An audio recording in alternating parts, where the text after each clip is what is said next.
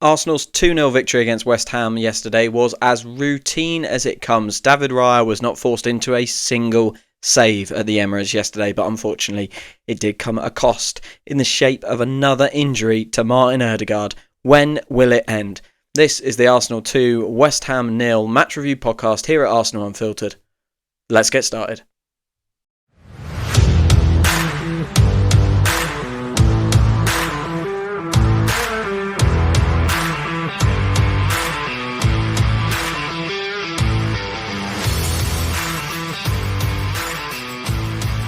Hello and welcome back to another episode of Arsenal Unfiltered, your 3 times a week dose of Arsenal coverage with me, your host Mark, wherever you are in the world. I really do hope you are well, and thank you for bearing with me. This is later than I would usually bring you a match review podcast.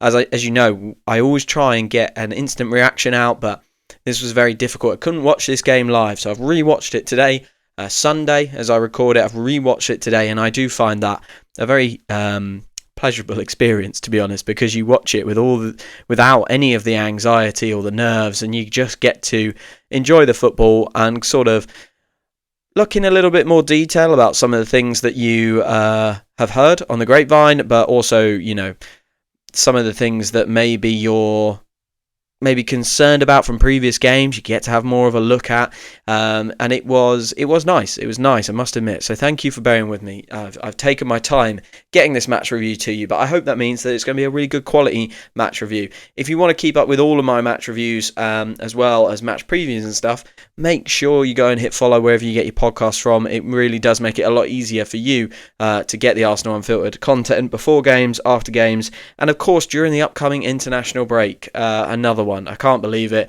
It's not good for podcasting, I'll tell you that. It makes podcasting very difficult, but it's not good for our sanity either, especially when it's the second one in such a short period of time. So come and join the Arsenal Unfiltered kind of family, if you were. Make sure you follow, and come and follow on Blue Sky as well. That is arsenal-unfiltered.bsky.social, and you can chat to me on there. Right, 2-0 against West Ham. It was a routine victory, as I said. Second Premier League game in a row where we've had 20 or more shots on goal. Take the handbrake off, please, Mikel Arteta. Of course, I don't think that is something that can be levelled at him at any point over the last 2 games. Really, really good display from Arsenal, and clinical, businesslike is how I would describe my experience of the game watching it. Like I say, I wasn't full of emotion, so maybe at 60 minutes or so, if you're watching that game live, you're a little bit nervous. You're thinking, well, how is this only 1? We've had some big chances, but obviously I knew that the game was going to go to 2-0. So I was very relaxed, very happy, and I think my watch back really does match up with the stats, right? There was very, very little in this game for West Ham. We dealt with them really, really well. Every time that they won the ball back and tried to get some progression down the pitch, Saliba, Gabriel, Timber, Calafiori just mopped it up, and we made it very, very difficult for them to get anything going. They had a good chance early doors, though. Fulkrug had a fantastic opportunity to go 1-0 up in the first minute, I believe, from that corner that they got at the start of the game. But apart from that, they really offered absolutely nothing. They had 32% of the ball. We dominated every aspect of this game. Let's start with the lineup, because I thought the lineup was really interesting, a great place to start, and it will lead us on to our first topic of conversation, because he went with the tried and trusted back 4. He went with a front 3 that we've seen a lot this year. Saka, Gyokeres, Trossard getting the nod again on the left wing. I think that's interesting. I thought he had a good game yesterday, so keep an eye out for him continuing in that spot. But for the first time, I think, from the start of a game at least, we saw Odegaard and Eze. Now, we've seen Nwaneri and Eze in the middle against Port Vale, but I think seeing Odegaard and Eze in a Premier League game, in a game where we've had some troubles in the past, we spoke about this on the match review, we don't have a good record at home against West Ham, but we saw our 2 most creative attacking players in front of our £100 million 6/8 Declan Rice, and it was a lovely start to the game. And I want to centre this first part of the podcast about Martin Odegaard, because I was looking at that early doors in the game and I was thinking, wow, okay, so we've got Odegaard kind of doing his thing up and down the pitch, a little bit deeper maybe, but it's not so much pressure on him to be higher up the pitch because Eze is standing in that 10. And a couple of podcasts ago, I spoke about Eze stands in the 10, whereas Odegaard arrives in the 10, and it depends what you're going to need in each game. We had them both here, and Odegaard was able to kind of, on the kind of right-hand side of the pitch, come up and down to get the ball, dictate play however he wants. And we had a really good flowing first 15 minutes, and it went through Odegaard a lot. The first chances that we really got in the game fell to Yuri and Timber, and Martin Odegaard put him through for those. He had a couple of shots. One was saved really well by Areola, and then a block for the second one. And then, of course, the big miss in that first half from Emirates, where Saka crosses the ball. Gyokeres, I'm not really sure how, but he gets involved. He kind of gets pulled over. The ball breaks away from the West Ham defenders, and goalkeeper looks like they've done a horrendous job of dealing with it. And it breaks to Eze, and he somehow contrives to kind of spoon his volley over the bar. It's not the simplest of skill, that, for Emirates, I must admit, but it's a skill he should be managing, and the way Trossard ran over to him to give him a hug the second after he missed that, I think shows how bad a miss that was. But Odegaard was involved in that again, and I thought, wow, this could be really good fun. You know, this could be, obviously I knew the result of this game, but if we're going to start playing like this, with these two in the middle, this could be really good fun going forward, especially with the run of games that we've got. And Martin Odegaard was superb against Olympiacos, wasn't it? Every podcast covered how good he was, how well he played, and he was superb in the last kind of 15-20 minutes against Newcastle as well. Less than a game and a half back, and he had 2 assists. He assisted the corner, he assisted Saka's goal. He was really involved in creating chances. He looked really good, and then another collision injury for Martin Odegaard. I mean, this is a really weird one because I posted on Blue Sky a few weeks ago, this is starting to get worrying. What are we doing? I think it was when Madueke went down. What are we doing in the gym, in the kind of training environment? Are we overworking these players? But with Martin Odegaard, it's 3 collision injuries. And I think he becomes the first player ever to be substituted in the first half 3 games in a row.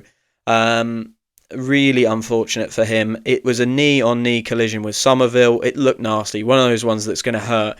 He went down immediately, didn't get official treatment, but then maybe 2 or 3 minutes later, kicked the ball out himself, said he needed some treatment, and then tried to play on again before, about 5 or 10 minutes later, calling it on his time on the pitch. And when he went down that final time, he put his head in his hands, and you could see how gutted he was. And I think, I was gutted when I saw that pop up on my phone. I'm sure everyone who was watching in the ground and on TV live was gutted as well. I'm really, really gutted for him. Mikel Arteta after the game said it's, he's not hopeful.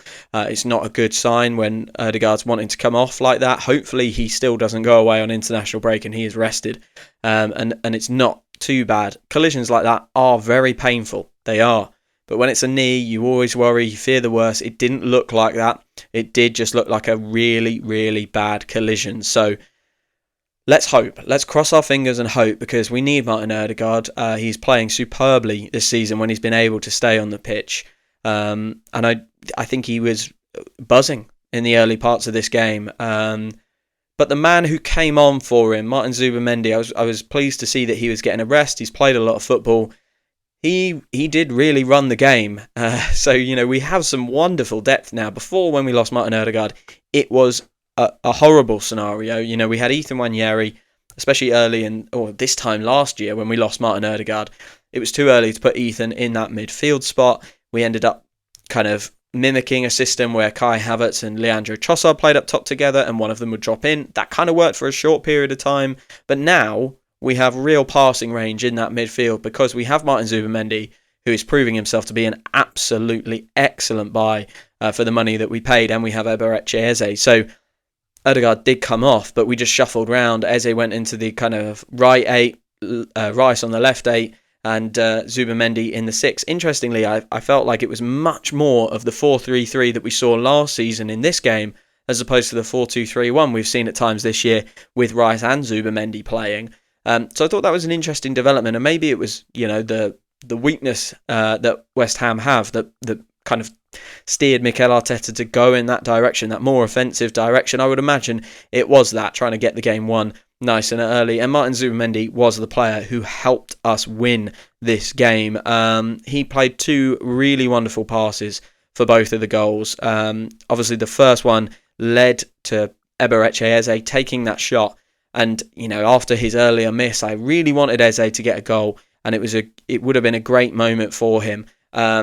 He strikes it across Areola, and to be fair, it's a good strike, but it's a wonderful save from Areola, and his defence do him dirty, really. They don't deal with it. It does come out really favourably for Rice, and he just taps it away. A little bit of a look to the West Ham fans. I'm sure everyone noticed that. I think West Ham fans earlier in the game had given him some pelters when he went over to take a corner, so he had a little look at them. You know, still no celebration, still no giving it the big one to them. But Declan Rice, very respectful, but remembered, you know, gave them a warning, respect me as well, because I did a lot for your club. A very simple finish for him. But Martin Zubimendi was the key man in that moment. It was a wonderful slip-through ball. And yeah, he came on and really replaced some of that attacking verve Odegaard had been giving us over the last kind of, let's say, 120 minutes of football. He replaced some of that, and with these passes through the lines, I think that's something we are doing a lot better this year, isn't it? 1, because we've got the players. 2, because we've got Gyokeres creating space for those runs in behind. But 3, we are just a little bit less risk averse, it feels. And I think that's always been a harsh thing that's been levelled at Mikel Arteta, but I don't think it's necessarily always been about him. It's sometimes been about the players, it's sometimes been about him. You know, it's been a backwards and forwards, but the football we're playing this year is far more through ball focus, far more ball over the top. And interestingly as well, we've seen a lot of these clipped balls. Leandro Trossard played one late in the game. Well, it was actually for a Gyokeres chance, which I will come on to, but he played a wonderful one for Declan Rice running through. We saw Max Dowman do one to Gyokeres in the cup game, so he did really well there as well. So we're seeing these kind of passes into the wing, a midfielder running through, a striker running through, and just that first time clip ball over the top. I'm really enjoying it. We're seeing a lot more of the forward-thinking football. Of course, we've seen balls from Calafiori as well, from midfield straight over the back. So we are seeing a far more direct and forward-focused brand of football.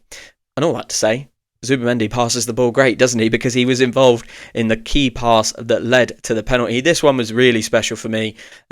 We started to kind of generate some space on that right-hand side, and we were working the ball over on that side for maybe a minute. And you saw Timber kind of went into a challenge, got himself high on the pitch, and was then he sort of just stayed up there and drifted into the space in between the 2 West Ham defenders. Zubimendi spots that, and he plays a delightful ball over the top for Timber. This one feels generous. I think there is an argument to be made to say that is outside of the box, because there's a first contact which is definitely outside of the box, and then there's a second contact which, I don't know, it kind of starts outside the box.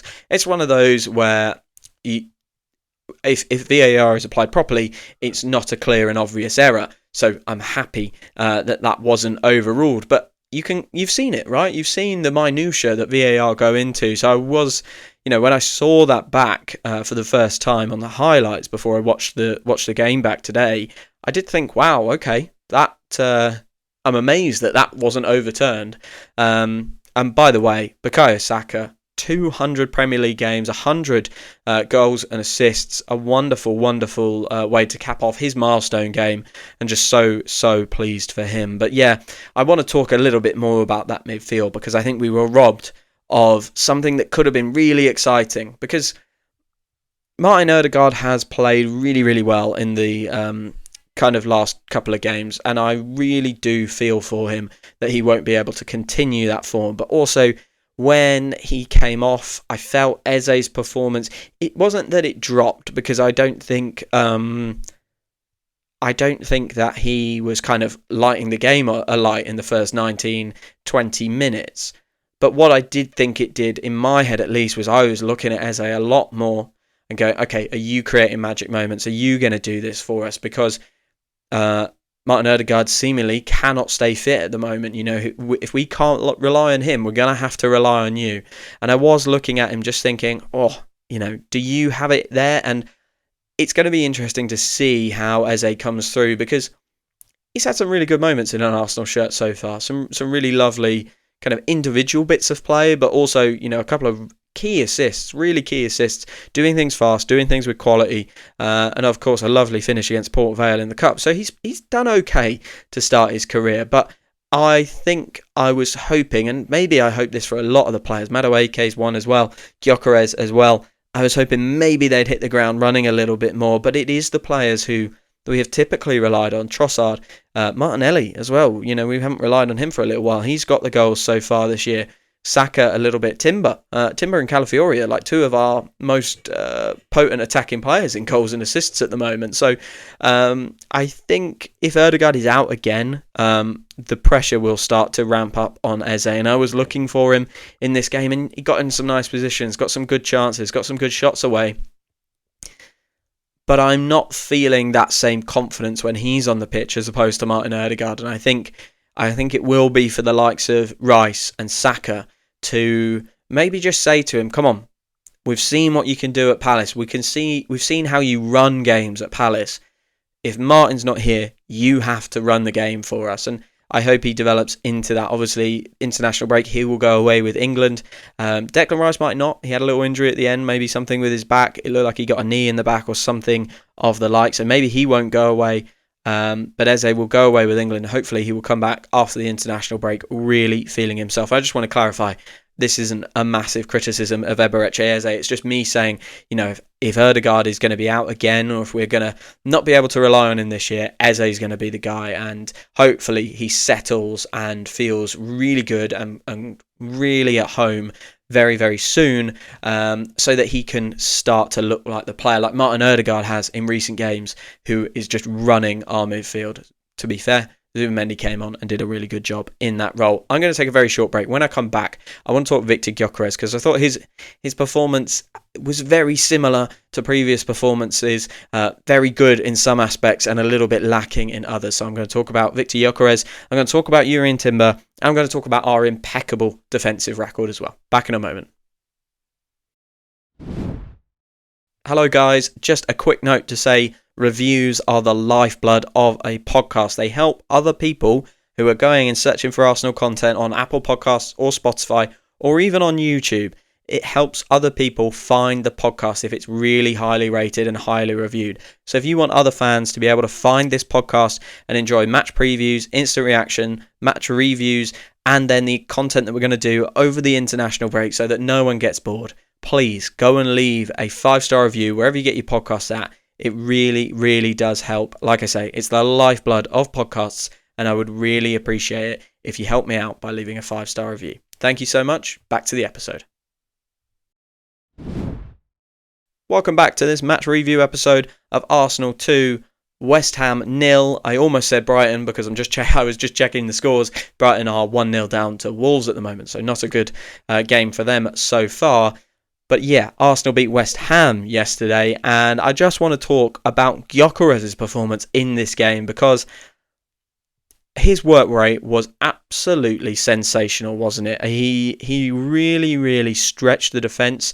He pushed them back so much, so much. They tried to marshal him with their physicality, and they were quite physical with him, let's be honest. They really, really manhandled him, as he has been manhandled across many games this year. And I thought he did a good job coping with that. He kept running, he kept working, and very, very importantly, I think this is an underrated thing that he is doing. He kept stretching the defence.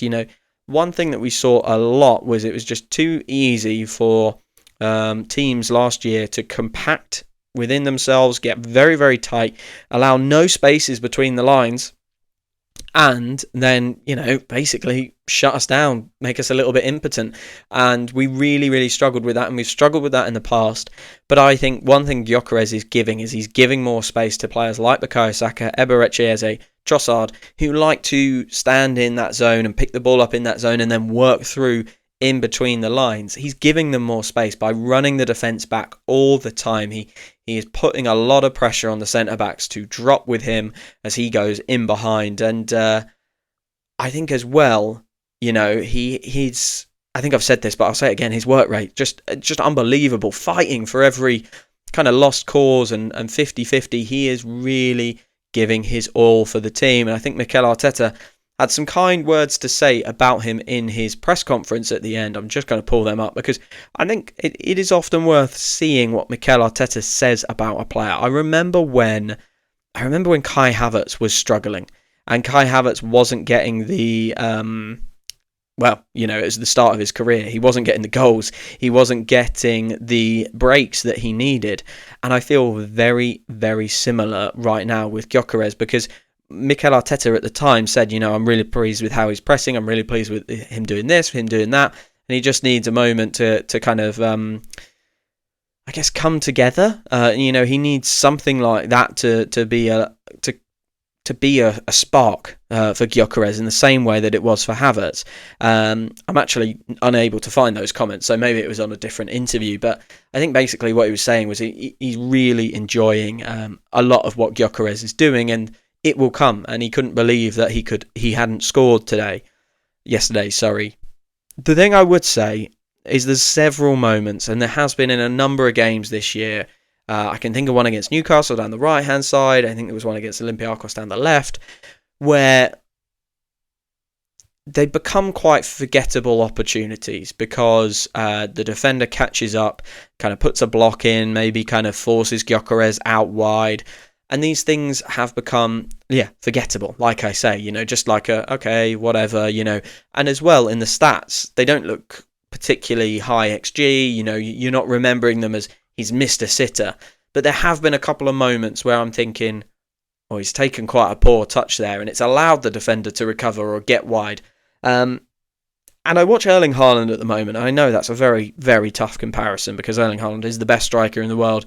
I don't think we signed Victor Gyokeres to be our Erling Haaland. I don't think he is that guy, and I don't think we ever thought he was going to score 40, 50 goals in a season. I think a lot of people were saying if he gets 20 goals, that will be absolutely magic and will probably win us the league with how we play. I think of Erling Haaland, though, and his touches are so direct, so purposeful, and he never takes a touch, based on the defender's positioning. He almost just drives away from defenders and through them sometimes. I want a bit more of that from Gyokeres because there are moments which I'm watching and I'm thinking, okay, the work rate's great. The build-up play is improving. The willingness to run and stretch defences is great. But when we put you through or when we give you an opportunity kind of shoulder to shoulder with the defender, you've got to be doing better. You've got to run them and you've got to hold them off and get a good quality chance out of it, because actually in the XG, it's not showing up as a high quality chance most of the time because he's being forced wide or he's being the chance is being blocked and the defender's getting between them. But actually, in that moment where he's got that first touch where he can take it into a good spot, it is a good chance. It's an opportunity for him. So whilst, we're not ruining it right now, I don't think we're really feeling the effects because we've had a good run of games, a good run of results. Last 4 games have been very, very good for us. We might need him very, very soon. I think he needs to sharpen that up just a little bit. Hopefully he can go away with Sweden over the international break, find his shooting boots and do a really, really good job. I just want to mention Jurrien Timber before I come on to the defensive record because, wow, that guy is so good. I think he had 4 shots in this game. Obviously he had the chances early on and I was just really, really impressed with him throughout the whole game. His attacking threat is really grown. Obviously, we thought of Ben White for so long as our attacking right back and Timber as maybe the lockdown right back. I think that's changed. I think Timber is just really, really good all round now, and he has the shirt over Ben White. I think the timing of his runs, some of the positions that he gets into is just superb, and I'm so pleased for him because obviously the start of his Arsenal career was horrendous getting that injury in his second game against Nottingham Forest, of course. I'm so pleased for him that he is playing the way he is playing at the moment, becoming a real attacking threat. So in summary of the game, professional job, well done. I don't think we'll remember it, it was probably a game where we could have scored more, but we didn't need to in the end, and we kept West Ham at arm's length.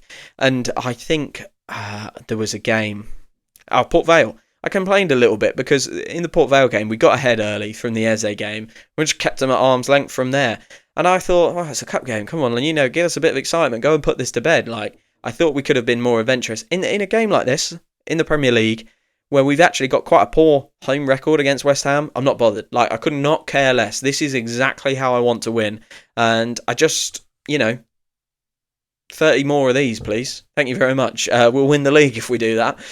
So boring games with, where we take our simple chances. I think of the Eze chance. That probably should be a goal. There was a chance for Timber early on as well. There was the Gyokeres chance that was just behind him. And I forgot to say this when I was talking about Gyokeres, but he's not timing his runs great, is he? He always seems to be just a bit ahead of the ball or just a bit behind of the ball. And maybe it's, we're not quite connected with him from our winger's point of view and the crosses that we put in, but it also feels like he's missed timing them a little bit. And there's just a bit of nuance there that he needs to develop in his movement that I think is important. But yeah, simple game. We probably could have had more. We didn't need it in the end. Not a single shot on target. So great for me. Really, really happy. I just want to talk about our defensive record because we've conceded 3 goals this year. 3 goals. One was the wonderful goal that Erling Haaland scored against us, where he just cut through us. One was the Liverpool free kick from Dominic Szoboszlai, absolute wonder goal, potentially a goal of the season contender. And one was the Nick Voltemade header where Gabriel gets it all wrong. I think, there's maybe a very quiet argument that Gabriel was at fault for 2 of those, but we won't say that too loudly. Apart from that, we have not conceded another goal. We've had a Carabao Cup game, we've had 2 games in the Champions League, and we have had 7 games, in the Premier League. It's a wonderful defensive record. A wonderful 10 games we've played, and we have conceded 3 goals. And considering the teams we've played as well, I think that is really, really impressive. And I just think credit to Mikel Arteta because he's had so much crap for being conservative, for being, maybe a defence-first coach, which, actually I'm okay with. It's not Arsene Wenger's Arsenal anymore. It is Mikel Arteta's Arsenal now, and he is really he has obviously stamped his mark on it. But, we are watching a team in his mould, in his kind of ideas and his ideologies. And this is a team that you are going to have to do a really good job to beat them. You are going to have to produce something really special, like Liverpool did, like Manchester City did, to take points off of us. And that is because of the quality of defender that he's brought in. But then as well, I think the coaching, some of the tackles Timber was putting in yesterday, the way Calafiori's tidied up his defence as well, and the way Gabriel and Saliba are just robotic in the way that they defend. I think it's so impressive that yesterday we played a Premier League game and there was not a single save for our goalkeeper to make. Look, West Ham aren't all that, right? They're going to have a really difficult season, I think, with the players that they've got at the back. They're going to have a really difficult season with the kind of the ownership and all sorts. There's a lot going on at West Ham. So I'm not saying, wow, it's like we kept out prime Barcelona, but it's still a Premier League team and they didn't have a shot on target. And, we started the game with Eze and Odegaard in midfield. Rice in front of Gabriel and Saliba, Zubimendi in front of them, whatever system you want to do. It's wonderful. And I think to do that, and we're watching Timber have 4 shots in the game. We're watching Calafiori hit the post just before half-time. We're watching Calafiori play left 8, left wing, left back, DM, it's unbelievable. Like, we are so good defensively, and yet our fullbacks are basically free rolls. Like, they go and do what they want. Timber is so high at times. It's really, really impressive, and I love the way we defend at the moment, the way we have our rest defense set up at the moment. It feels like no one can get us on transition. The only team that has managed it is Manchester City, and it was a big mistake from Gabriel. So well done to Mikel Arteta. That is a wonderful defensive record. I'm going to leave it there, guys. Thank you again for your patience. I know this is a little later out than usual, but to sum up, really bad luck for Martin Odegaard. Just as he was starting to get into great form again, we've lost him again. Hopefully, it's not for too long, but Zubimendi did a wonderful job coming in and creating the 2 goals that we needed to beat West Ham. Gyokeres, he's getting there, but he needs a little bit more for me. I need to see him do better with these half chances that we're getting him. I want him to turn them into goals. And I just think we have such a wonderful defence at the moment. It's going to be very, very difficult for anyone to stop us. 1 point clear 1 point clear of Liverpool. Fantastic that they lost to Chelsea. I hate to see Chelsea win. I hate to see Chelsea happy, but I love to see Liverpool lose. So that's really, really important. We are back on top of the league, 1 point clear from last week. We were 5 points adrift. And I did a podcast where I was like, before this Newcastle game, we could be 8 points behind. And that would be really worrying. We're now a point clear. An unbelievable turnaround, and shows you how quickly things can change in football. So well done to the guys. Massive wins against Newcastle and West Ham in the last week, I think, as well as the Olympiacos game, which we navigated really professionally. So we have an international break. Hopefully the players stay fit, stay healthy, and we go into our next game against Fulham. Like I say, I will be doing episodes over the international break, so make sure you hit follow wherever you get your podcasts from, and you'll get those straight into your phone, your iPad, wherever you listen.